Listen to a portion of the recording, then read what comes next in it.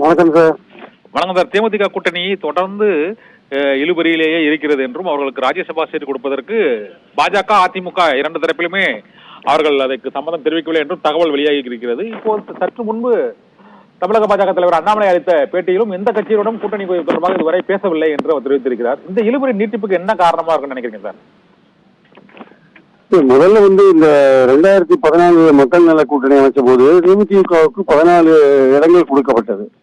அந்த 14 இடங்கள் அதை ஒரு அடிப்படையாக வைத்துத்தான் இந்த தேமுதிகவுடைய அந்த பொதுக்குழு கூட்டத்தில் அந்த உறுப்பினர்கள் 14 சீட் கொடுக்கிற கட்சியோட தான் கூட்டணி சேரணும்னு சொன்னாங்க அப்படின்னு பிரேமலதா சொன்னார்.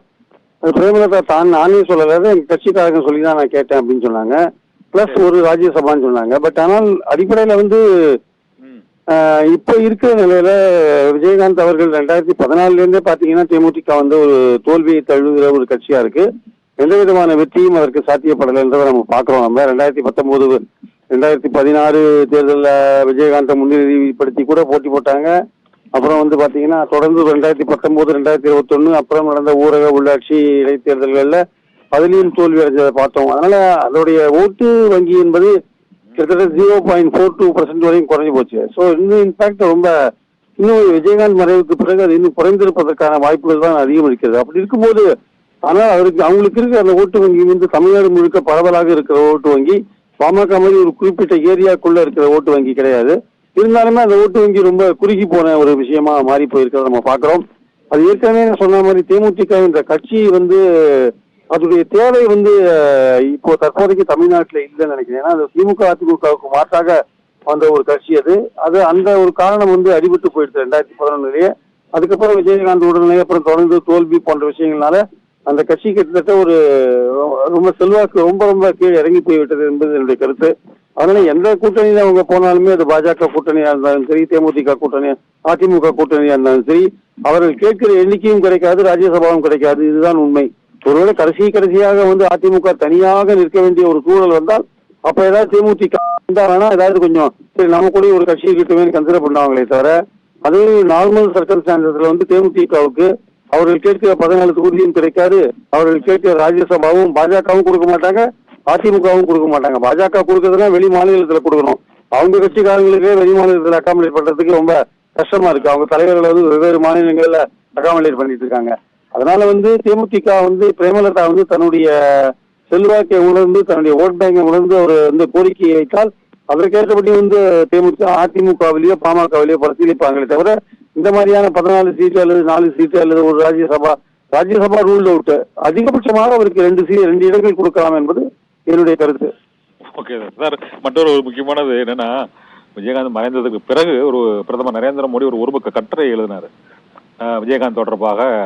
அவர் நாட்டுக்கு மற்றும் கலைத்துறையில என்னென்ன பணிகளை ஆற்றினார், தமிழ்நாட்டில் அரசியல் ரீதியாகவும் சமூக ரீதியாகவும் என்ன பணிகளை ஆற்றினார் என்பது தொடர்பாக ஒரு பக்க கட்டுரையை வெளியிட்டாங்க. இது பொதுவாகவே அங்க நார்த் இந்தியாவில் உள்ள இந்த இந்திய நடிகர்கள் கூட ஆச்சரியப்பட்டாங்க. பிரதமர் நரேந்திர மோடியே குறிப்பிட்ட அளவுக்கு இந்த தமிழ் நடிகர் விஜயகாந்த் இருக்கிறாருன்னு அவங்க ஆச்சரியப்பட்டாங்க. அதன் பின்னர் தொடர்ச்சியாக பத்மபூஷன் விருது வழங்கப்பட்டது.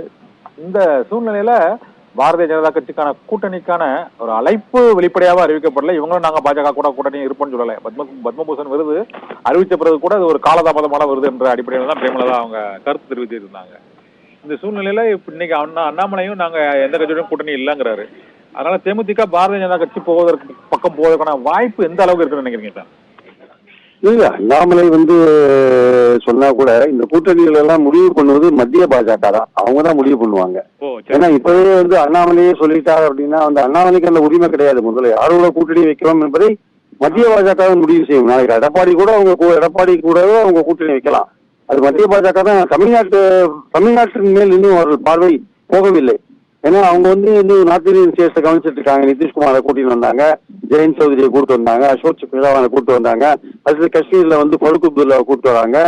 அவங்களுக்கு ராமர் மேல கூட நம்பிக்கை போயிடுச்சு. ஆட்களை சேர்க்கறதெல்லாம் இப்போ மும்முரமா இருக்காங்க. அதனால அதெல்லாம் முடிச்சுட்டு கடைசி கட்டமா அவங்க தமிழ்நாடு அவங்களுடைய வரிசை பிரியாரிட்டியில கடைசியில் தான் இருக்கு. கடைசியில் அப்படி வரும்போது அமித்ஷா என்ன முடிவு எடுக்கிறாரோ அதுக்கு எடப்பாடி கட்டுப்படுவார் என்பது என்னுடைய கருத்து. இல்ல வேண்டாம் ஒதுக்கி விட்டாலும் ஒதுக்கி விட்டுவாங்க, சொல்ல முடியாது. கேட்க கட்டு போங்க, எங்களுக்கு கவலை இல்லைன்னு கூட சொல்லலாம்.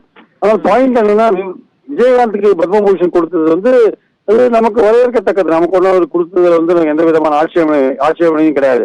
ஆனால் இந்த விருதுகளை எப்படி பாஜக பயன்படுத்துகிறது என்பதை நம்ம சொல்லிதான் சேரணும். அதுவும் குறிப்பாக பாரத ரத்னா போன்ற விருதுகளை எப்படி பயன்படுத்துறாங்க, எதுக்காக கர்பூரி தாக்கூருக்கு இப்ப கொடுத்தாங்க, எதுக்காக சரண்சிங்குக்கு இப்ப கொடுத்தாங்க, எதுக்காக சுவாமிநாதனுக்கு கொடுத்தாங்க. சுவாமிநாதனுக்கு பாரத ரத்னா கொடுத்துட்டு அவர் சொன்ன விஷயத்தை மறந்துட்டு அவருக்கு பாரத ரத்னா மட்டும் கொடுத்துருக்காங்க. விவசாயிகள் போராட்டத்துல வந்து 1.5 times MSP கொடுக்கணும்னு சொன்னாரு சுவாமிநாதன், அதை கண்டுக்கல அவங்க. இந்த விருதுகள் வந்து பொதுவாக எதற்காக பயன்படுத்துறது அப்படின்ற ஒரு விஷயம் முக்கியமா இருக்கிறத பாக்கிறோம் நம்ம.